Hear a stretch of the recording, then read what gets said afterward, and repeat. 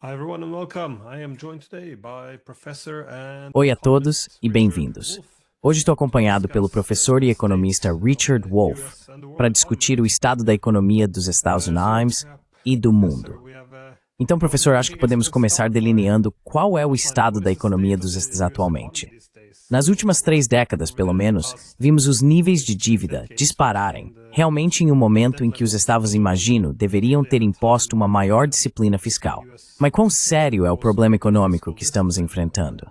But how serious is the economic trouble that we're entering? Well, let me jump to the punchline and then... Bem, deixe-me ir direto ao ponto e depois voltar a explicar como cheguei lá. Como você pode ver pelo meu cabelo, sou mais velho. Nasci e fui criado nos Estados Unidos. Trabalhei aqui e vivi aqui toda a minha vida. Esta é a pior condição da economia americana em toda a minha vida. Fui professor de economia durante toda a minha vida adulta. Sou um produto das universidades de elite dos Estados Unidos, onde tentaram muito, com vários professores muito bons, me convencer de que o capitalismo era o melhor sistema econômico que a raça humana poderia alcançar e que meu trabalho era sair e explicar isso às pessoas assim que eu tivesse meu doutorado, para colher todos os benefícios que esse maravilhoso sistema econômico proporcionaria. Eles tentaram muito me convencer, mas não conseguiram.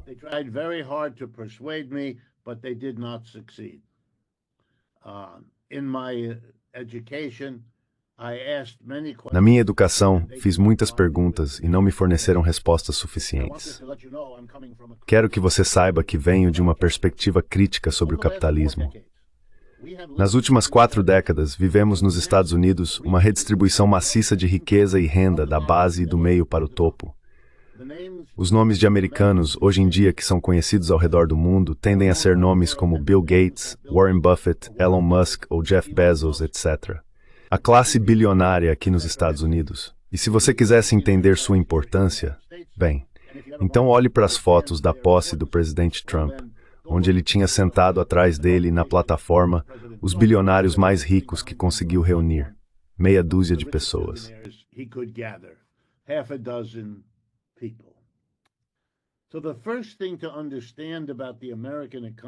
Então a primeira coisa a entender sobre a economia americana é que após quase um século e meio construindo sua chamada classe média, definindo-se como um país de classe média bem-sucedido que tinha apenas alguns pobres em uma extremidade e alguns muito ricos na outra, era de por e para a grande maioria da classe média.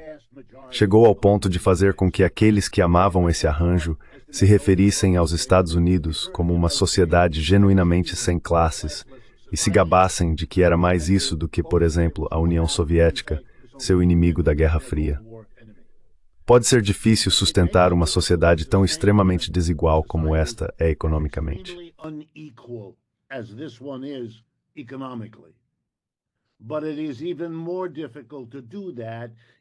Mas é ainda mais difícil fazer isso se você construir uma ideologia de excepcionalismo americano em torno da noção de uma enorme classe média.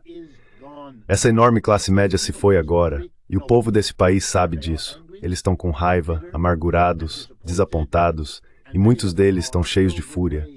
Isso criou a oportunidade para políticos demagógicos, que nosso país gera o tempo todo, encontrarem solo fértil para cultivar o quê? A busca por bodes expiatórios que alimentaria a insatisfação. As pessoas querem saber qual é o problema. O que aconteceu? Por que a classe média em que nasci não está mais aqui?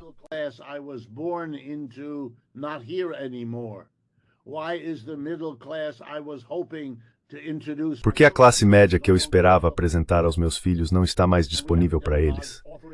E temos os demagogos oferecendo as explicações. Número 1. Imigrantes horríveis. Bastante notável em um país composto quase inteiramente por imigrantes, tendo matado todas as pessoas que estavam aqui antes da chegada dos europeus. Imigrantes. Número 2. Pessoas negras e pardas. Número 3. Mulheres. E número 4. Estrangeiros, quaisquer estrangeiros, estejam eles aqui ou no exterior.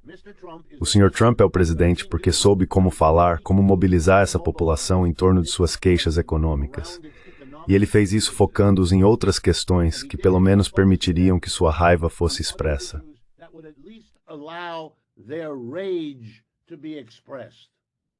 So suddenly we can have serious people. De repente temos pessoas sérias, tremendamente agitadas com a ideia de que um homem em processo de se tornar mulher ou vice-versa possa usar um banheiro que não foi inicialmente projetado para eles. Temos debates sérios sobre esse assunto. Certo, quais são as implicações econômicas? Bem, você mencionou uma, a dívida extraordinária deste país, e deixe-me passar um momento nisso com você. O nível de dívida do nosso governo está em níveis recordes que nunca vimos antes. Aproximadamente os números: 35 trilhões em dívida, 25 trilhões em PIB. Isso é uma questão séria na maioria dos países. Nunca tivemos esse tipo de nível de dívida antes, e é em tempos de paz, relativamente falando. And it's in peacetime, relatively speaking. We are not in a major war. We are always in small wars. Não estamos em uma grande guerra. Estamos sempre em pequenas guerras, mas não estamos no nível das guerras mundiais Perny 2. E, no entanto, estamos acumulando déficits de trilhões de dólares ano após ano. Assim, o governo está com uma dívida recorde. O que é menos conhecido é o fato de que nossa dívida corporativa também está em um nível recorde. Nunca tivemos um setor corporativo, setor empresarial com tanta dívida como agora. Temos aproximadamente 20% de nossas corporações rotuladas como corporações zumbis. Por quê? Porque elas são incapazes de ganhar dinheiro suficiente para pagar suas dívidas. E a única maneira de continuarem é pegar mais empréstimos para pagar a dívida que já têm. Ninguém sabe como lidar com isso. Nós ficamos ali. Nós vemos isso. Não há nada de secreto sobre nenhuma dessas estatísticas. There's nothing secret about any of these statistics. And all I can tell you is it's not a sign of health.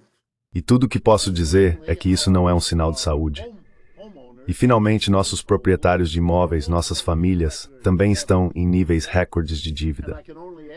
Só posso acrescentar que o nível de inadimplência, que é medido aqui, se suas dívidas não forem pagas por mais de 90 dias, 3 meses, então você é considerado inadimplente. E nossas taxas de inadimplência em dívidas de cartão de crédito e assim por diante estão em níveis recordes. Nosso povo está atolado em 4 tipos de dívida. A maior delas é a dívida hipotecária. Americanos que possuem suas próprias casas não são donos dessas casas. Os bancos são os donos das casas. E as pessoas que nelas vivem pagam ao banco uma hipoteca mensal, que é um pagamento que cobre a dívida que tiveram que contrair para comprar a casa, além dos juros sobre essa dívida.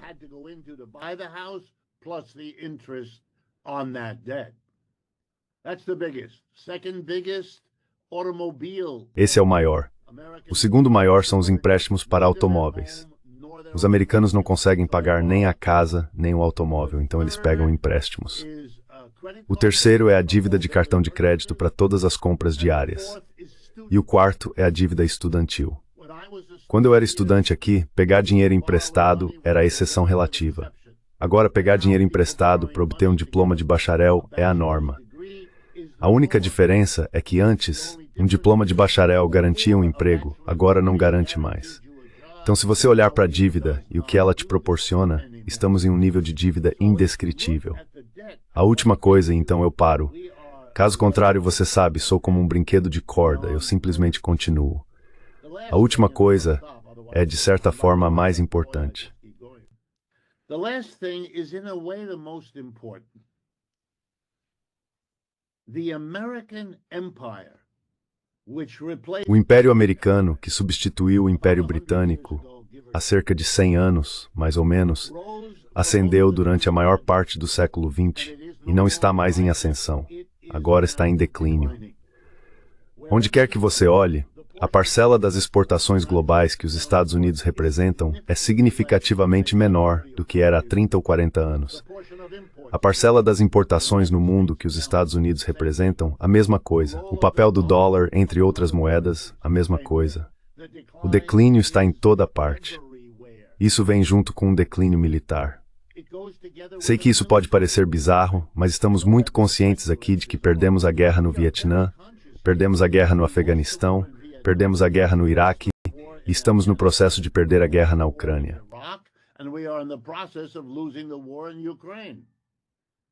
This is understood now.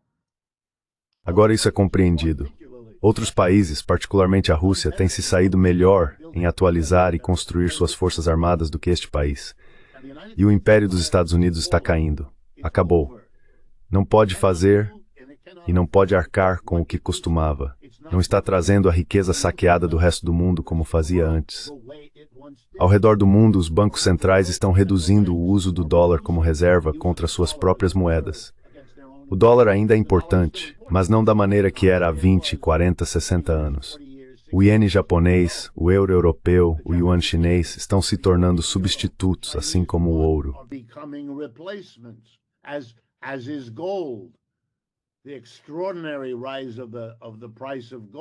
O aumento extraordinário no preço do ouro em cerca de 50% nos últimos 2 ou 3 anos é um testemunho do declínio do dólar, pois está levando todos os tipos de detentores de riqueza a se desfazerem de dólares e investirem, entre outras coisas, em ouro. Então acho que você pode ver quase em toda parte o declínio de um império enfraquecendo uma economia, e uma economia mais fraca, tornando o declínio do império ainda mais forte. Este é um período muito perigoso. Último ponto. Aqui nos Estados Unidos, a principal resposta a tudo o que acabei de dizer, e muito mais que poderia ser dito, na mesma linha, tem sido o que os psicólogos chamam de negação. Ou seja, e suponho que isso não seja tão incomum entre impérios em declínio, desde a Grécia e Roma, e tudo desde então.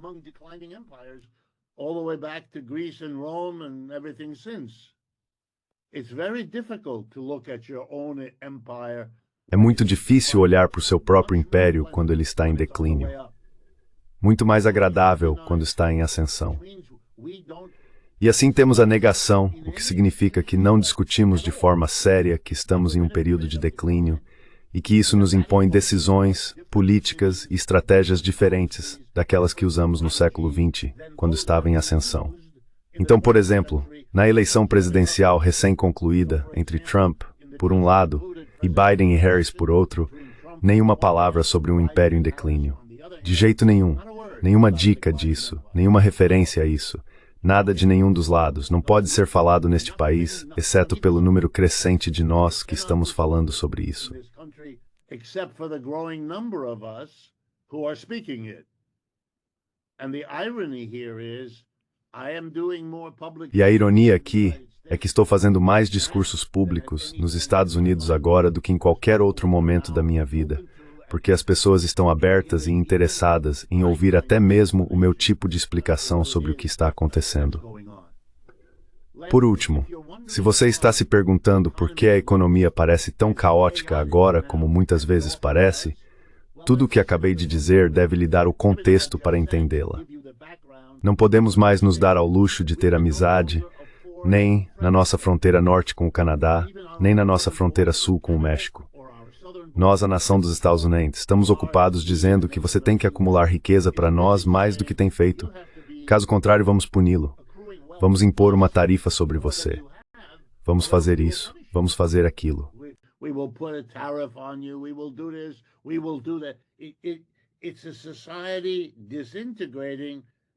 É uma sociedade se desintegrando e todos os grupos dominantes em cada país estão tentando descobrir como manter a riqueza que acumularam em um momento em que a economia maior está tendo cada vez mais dificuldade para se manter, quanto mais crescer. Portanto, você também precisa de teatro político. Nós não estamos em declínio, nós não estamos encolhendo, nós não somos pobres, nós não somos. Você pode ver isso quando o presidente anuncia que vai fazer do Canadá o 51º estado, vai tomar o canal do Panamá, vai pegar a Groenlândia. Do que se trata isso? Trata-se de demonstrar que estamos na posição oposta de onde realmente estamos. Isso deve ser visto pelo que são atos de desespero.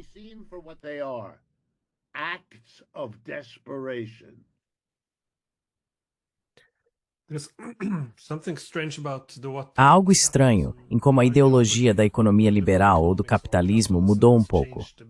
Porque se você voltar no tempo, pessoas como Adam Smith, David Ricardo, John Stuart Mill, quero dizer, eles são verdadeiros ícones do liberalismo econômico.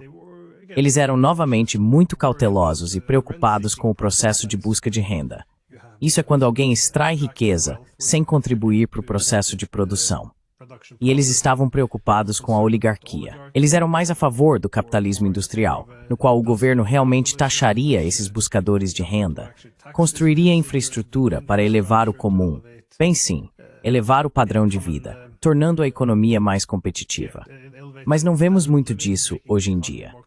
De fato, Adam Smith escreveu muito sobre moralidade. Ele também alertou que a desigualdade econômica entre os europeus e o resto do mundo poderia ser problemática.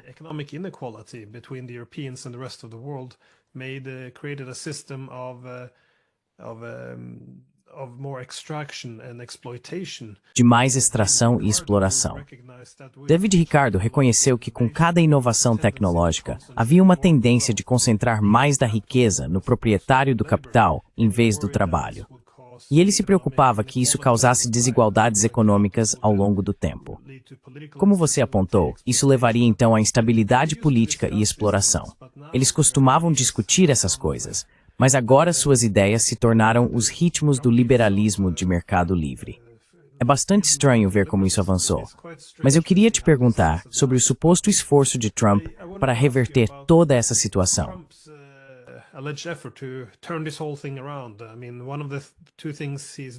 Quero dizer, uma das coisas que ele está fazendo agora, é claro, é com Musk.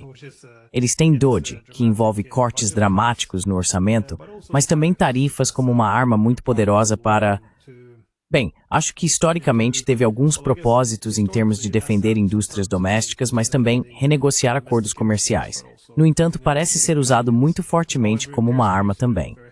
Além disso, é claro, usando coerção econômica contra adversários.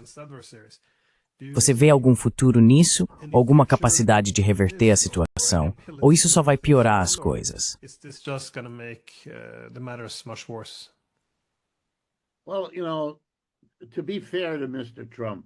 Bem, você sabe, para ser justo com o Sr. Trump, isso pode ser verdade na Europa também, eu não sei.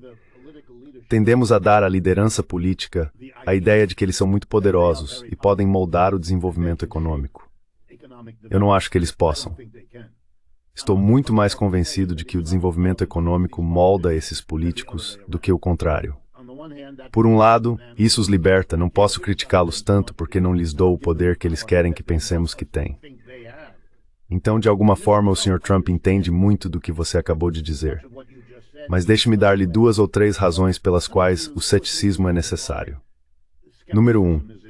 Fiz uma pequena pesquisa e posso mostrar que 11 dos últimos presidentes que tivemos, Bush, Clinton, Obama, todos eles, cada um prometeu trazer a manufatura de volta para os Estados Unidos.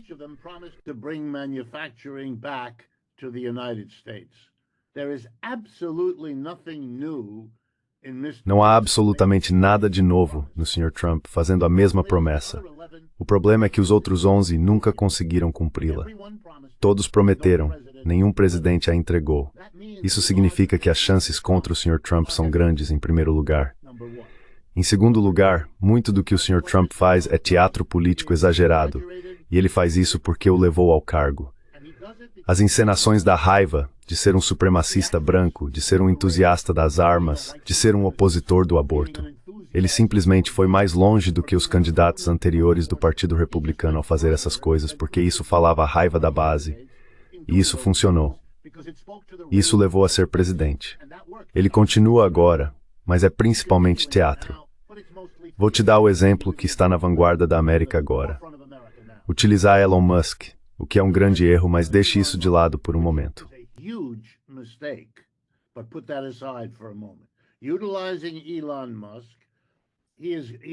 Utilizando Elon Musk, ele está demitindo dezenas de milhares de funcionários civis federais. Deixe-me dar o contexto. O governo federal emprega 2,5 milhões de funcionários civis, outros 2,5 milhões de funcionários militares, um total de 5 milhões de funcionários federais. Os governos estaduais neste país, os 50 estados juntos, empregam 5 milhões de civis, o dobro de funcionários civis do governo federal. E o nível mais baixo de governo, cidade, município, vila, emprega 15 milhões de pessoas. Se você quisesse se tornar mais eficiente entre os funcionários públicos, sua primeira escolha seria o local. O que ele está fazendo lá? Nada. A segunda escolha seria o Estado. O que ele está fazendo lá? Nada. A terceira escolha seria o governo federal, que tem apenas 2,5 milhões de funcionários. Which only has 2.5 million employees. It's those that is firing. Second, São aqueles que ele está demitindo. if you go back to the 19... Segundo aspecto, se você voltar aos anos 1960 e perguntar quantos funcionários federais civis havia naquela época, 2,5 milhões. Em outras palavras, ao longo do último meio século, quando a população dos Estados Unidos aumentou em mais de 100 milhões de pessoas, o número de funcionários civis do governo federal não mudou. Em economia, isso é chamado de mais eficiente, não menos. Não haveria razão para escolhê-los. Isso é teatro político destinado a aterrorizar a classe trabalhadora, o que está fazendo, destinado a permitir que o governo mostre menos dinheiro gasto. Isso agrada a classe dominante porque significa que não vamos cobrar tantos impostos de você quanto cobraríamos de outra forma, mas é tudo insignificante. But it's all small potatoes. It doesn't deal with any of the real... Isso não lida com nenhum dos problemas reais. E agora, finalmente, as tarifas. Isso é mais teatro político. Deixe-me explicar. Vou pegar um dos maiores exemplos. A indústria automobilística, muito importante na vida americana por razões óbvias. A indústria automobilística mudou nos últimos 30 a 40 anos, basicamente por causa da tecnologia, despesas de viagem e o NAFTA, o acordo entre Canadá, México e Estados Unidos, para não interferir no movimento de pessoas e mercadorias através da fronteira. Como resultado, se os Estados Unidos impuserem tarifas sobre o México e o Canadá, isso significará que a maioria dos carros trazidos para os Estados Unidos e a importação de carros para os Estados Unidos é uma parte muito grande do nosso negócio automobilístico, será afetada.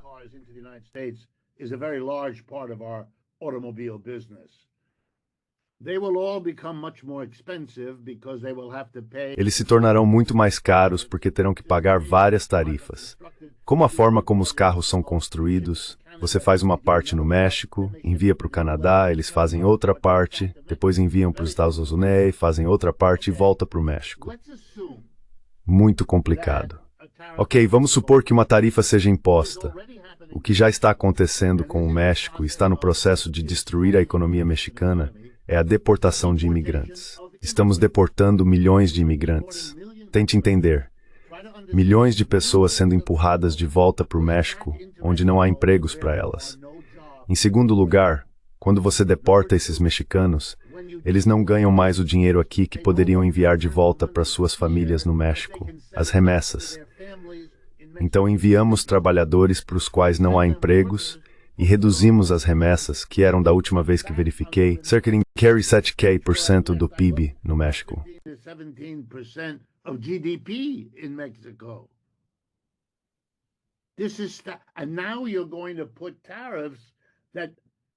Agora você vai impor tarifas que tiram os empregos que eles tinham na indústria automobilística se essas pessoas decidirem se mudar para os Estados Unidos para escapar. Esta é a destruição da economia mexicana moderna. E aproximadamente o mesmo está acontecendo com o Canadá. Que tipo de país cria tumulto? Metade do México já é controlada por gangues de drogas. Estamos falando sobre o colapso da outra metade. Isso não é um sinal de saúde. Isso é um sinal de desespero. Finalmente, muitas das empresas, tanto nos Estados Unidos quanto no exterior, não sabem o que fazer em relação a essas tarifas. É importante que as pessoas entendam que uma grande corporação não vai gastar os bilhões de dólares necessários para realocar fábricas, armazéns e arranjos de transporte, digamos, do México de volta para os Estados Unidos.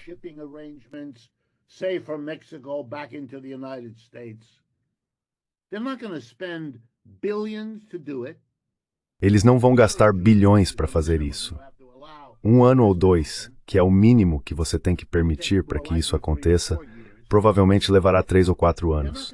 Eles não vão fazer isso porque o Sr. Trump já mostrou que ele coloca a tarifa, depois tira a tarifa. Para ele, a tarifa é uma manipulação, do jeito que você faz quando é um negociante de imóveis, que é o que ele era, negociando sobre alguma propriedade. A propriedade permanece lá.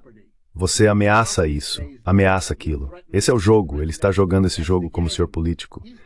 Mas a reação da comunidade empresarial é, temos que esperar e ver.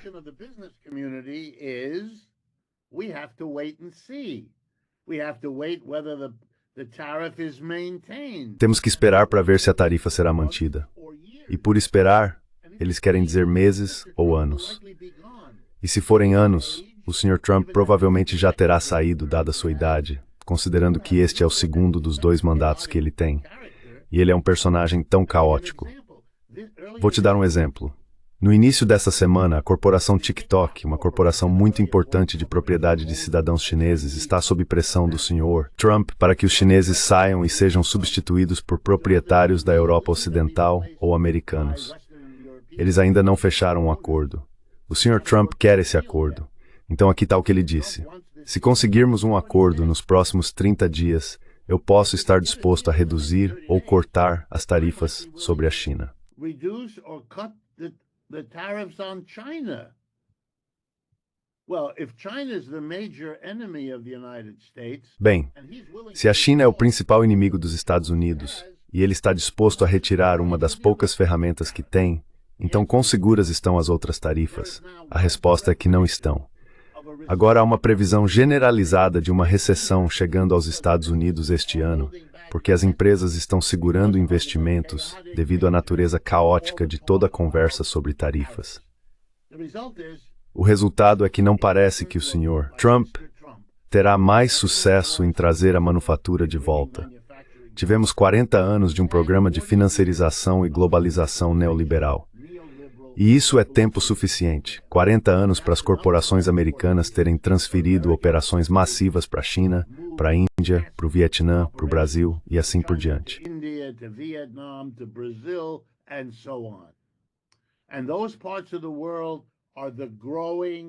E essas partes do mundo são as partes crescentes e dinâmicas do capitalismo. Por que uma empresa deveria voltar para cá? Último ponto. Se as tarifas forem permanentes aqui, haverá retaliação. E a retaliação, seja na Europa, Canadá, México ou Ásia, prejudicará cumulativamente os Estados Unidos. Não entende isso porque pensa que está no século XX e que pode fazer isso sem medo de retaliação. Mas a China e os BRICS são uma competição econômica real.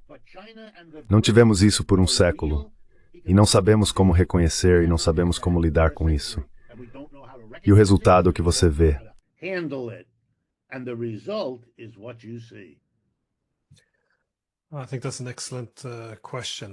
Acho que essa é uma excelente pergunta. Isso também me leva à minha pergunta final, porque vejo o mesmo na Europa. Ou seja, depois de todas essas décadas com a coerção econômica sendo uma via de mão única e a ideia de que sanções são algo que fazemos contra os outros. Agora que vemos a coerção econômica e as sanções indo na direção oposta, temos que inventar novas palavras para isso, como guerra híbrida. E temos que encontrar palavras que não sejam legítimas, mas são as palavras legítimas, que são sãs.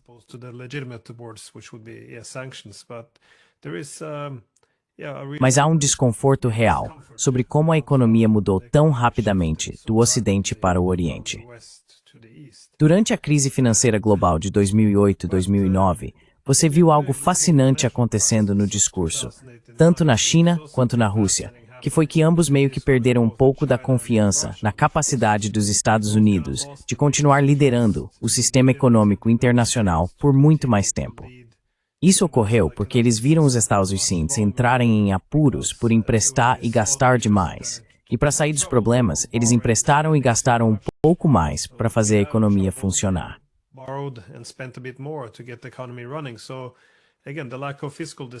Então, novamente, a falta de disciplina fiscal foi nesse momento que os chineses realmente começaram a implementar a iniciativa do Cinturão e Rota, essas novas políticas industriais, seus próprios bancos de desenvolvimento e, claro, os russos com seus equivalentes, embora em menor escala.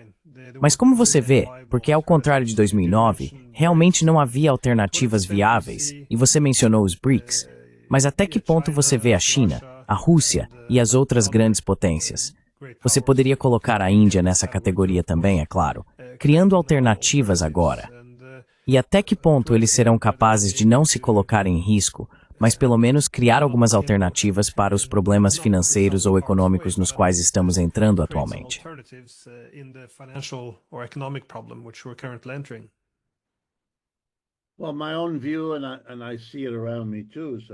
Bem, minha própria visão, e vejo isso ao meu redor também. Então não é de forma alguma única para mim, é que essa questão foi resolvida. Quero dizer, olho para a China e os BRICS e faço alguns cálculos muito básicos. Se você adicionar a Indonésia, o último grande país a se juntar aos BRICS, isso representa mais da metade da população deste planeta. Os Estados Unidos são 4,5% da população. Isso deveria te parar imediatamente.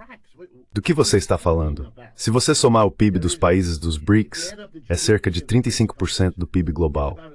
O G7, os Estados Unidos e seus principais parceiros é muito menos do que isso, 27, 28% do PIB global. Isso significa que todo país africano, asiático e latino-americano que pensa em tomar empréstimos, abrir seus mercados ou encontrar novos mercados de exportação, costumava ir a Washington, Londres ou Paris. They used to go to Washington or London or Paris or something. They still go there, but when they're done, they send the same delegation. Eles ainda vão lá, mas quando terminam, enviam a mesma delegação para Nova Delhi, ou Pequim, ou São Paulo, e jogam um contra o outro, o que, é claro, é o que devem fazer. E muitas vezes conseguem um acordo melhor com os chineses. E assim são os chineses que constroem as ferrovias por toda a África. Todos esses são sinais de que o espaço de manobra dos Estados Unidos está diminuindo. Aqui está a ironia. No final da Segunda Guerra Mundial, um intelectual de destaque neste país, George Kennan, cunhou o termo contenção, que o objetivo estratégico dos Estados Unidos era conter o socialismo soviético, ou como quer que você queira chamar a União Soviética. E assim, o anel de bases ao redor da União Soviética, a OTAN, como uma aliança, a SEATO, você sabe, tudo isso. As an alliance, SEATO, all of that. Here's the irony, very Hegelian. Aqui está a ironia, muito hegeliana. Os Estados Unidos são o que está se tornando contido agora. É o resto do mundo que está isolando os Estados Unidos. Se você olhar para as recentes votações das Nações Unidas, é o mundo contra os Estados Unidos e Israel. Quero dizer, quão mais isolado você poderia estar? E o cálculo na Ucrânia, você sabe, eu sei que você acompanha esse material, mas nos primeiros meses de 2022, houve essas declarações de Biden sobre colocar a Rússia de joelhos, o rublo vai colapsar.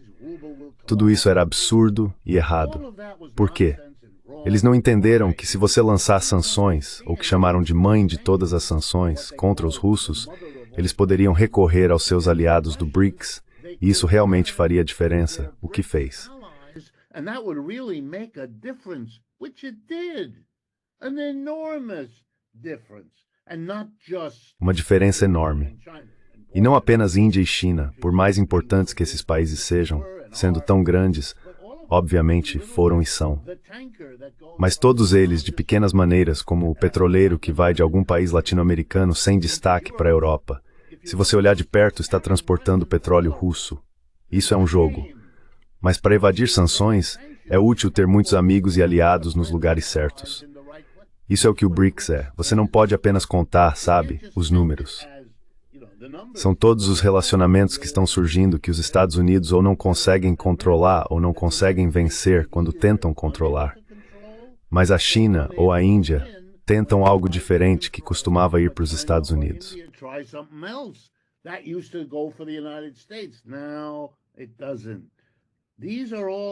Agora não. Todos esses são sinais de que o que está vindo para os Estados Unidos, e o que pode ser importante para você ver, é um momento de verdade, o que os franceses chamariam de denouement. Você terá que tomar uma decisão, ou sentar e resolver algo com a China e os BRICS, ou continuar nesse curso de colisão. Você tem tentado conter a China pelo menos nos últimos 15 anos, provavelmente mais. Isso não funciona. Por quanto tempo mais você vai continuar? Quanto tempo a seta frota vai brincar no Mar do Sul da China? Quanto tempo a fantasia de Taiwan? Quanto tempo a competição de chips que os estão perdendo? Isso é incrível.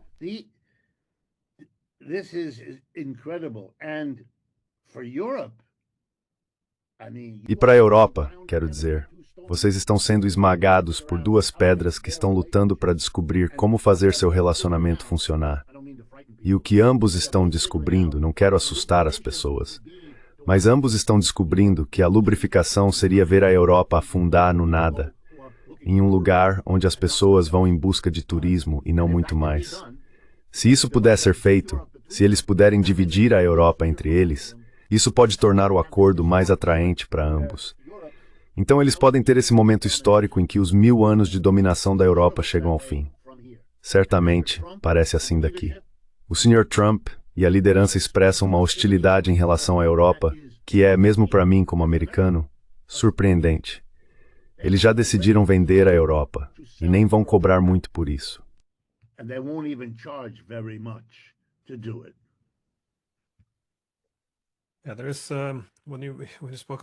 Sim, quando você falou sobre a América não querer reconhecer o declínio do Império, há um desenvolvimento semelhante aqui na Europa. Depois de todos esses séculos sendo o sujeito da segurança, ninguém quer admitir que agora somos o objeto, que somos as peças. Não temos um lugar à mesa. Somos as peças sendo movidas no tabuleiro. É bastante notável de se observar.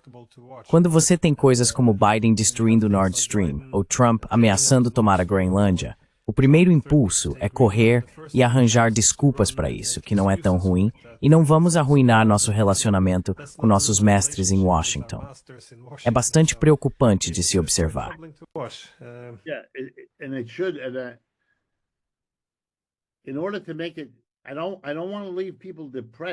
Para não deixar as pessoas deprimidas, eu realmente não quero. Por um momento, o movimento trabalhista está se movendo novamente nos Estados Unidos de uma forma que não acontecia há 75 anos. Isso é um sinal muito positivo. É lento, é hesitante, mas é militante. E, acima de tudo, os mais jovens são os mais determinados a mudar o movimento trabalhista de uma maneira claramente progressista. E o mesmo é verdade para os jovens de modo geral. Eles não carregam o peso do passado como os mais velhos. A Guerra Fria é uma memória que eles nem têm. Então tudo isso meio que desapareceu. Sou conhecido, por exemplo, com o rótulo de marxista.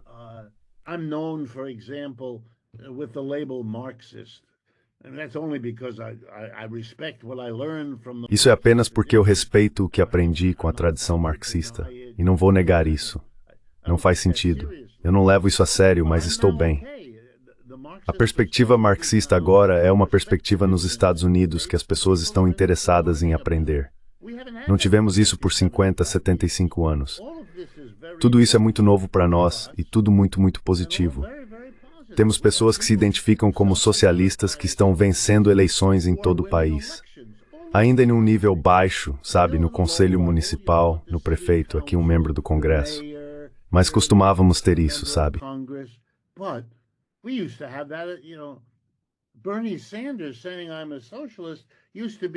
Bernie Sanders dizer, sou um socialista, costumava ser um ato de suicídio político. Não é mais.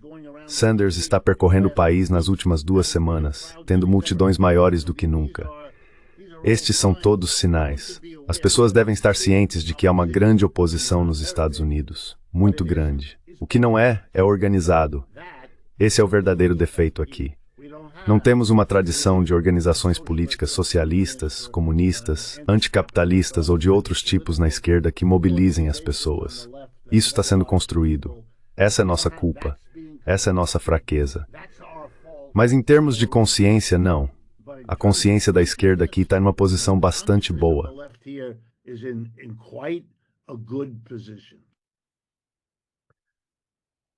Professor Wolff, muito obrigado pelo seu tempo. Espero poder tê-lo de volta aqui neste canal algum dia. Claro, ficarei feliz em fazer isso.